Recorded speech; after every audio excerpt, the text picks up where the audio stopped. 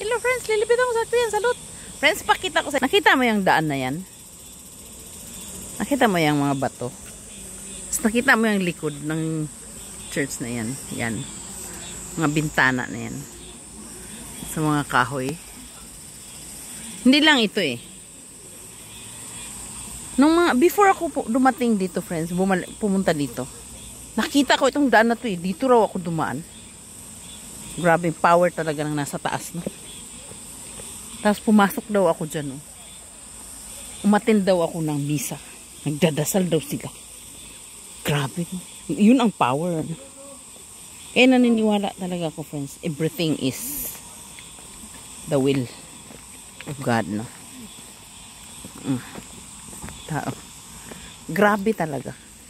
Parang unbelievable. Parang, ayan o, yung daanan na yan.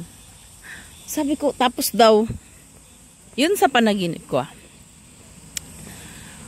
sabi ko dun sa leaders, sa kabila, bakit pa ulit-ulit, every doon time, every madaling araw, paulit-ulit talaga na pumasok daw ako sa church daw na napakaluma.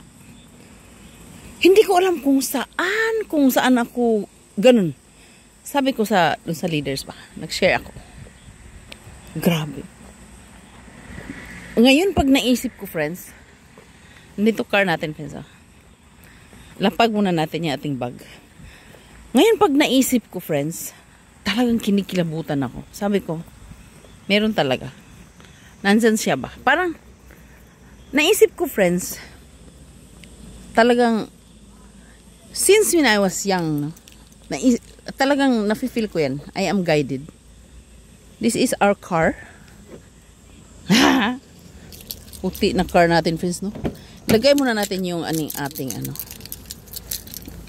bag. Ito yung car natin, friends, nakabalots pa. Kaya lang, dalhin natin ito, no? Buksan lang natin. Wala naman yatang, hindi, may mga insekto eh. Anong sabi ko, friends? Balik tayo dito, friends. Ang ganda ng car natin, friends, ngayon, no? Kunwari lang. Kunwari lang yung maganda yung car natin. Tapos, friends, anong sabi ko? 3 minutes lang kasi ma-over the backwood na naman tayo doon.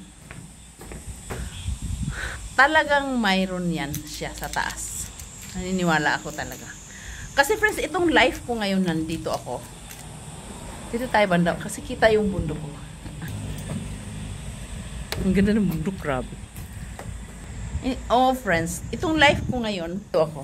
Lang ako, friends. Nakita ko na siya. Everything. Parang vision or something. Parang, basta. Next time ko ikwento sa inyo. Bye-bye! Lilibit ako sa Kuya Salud!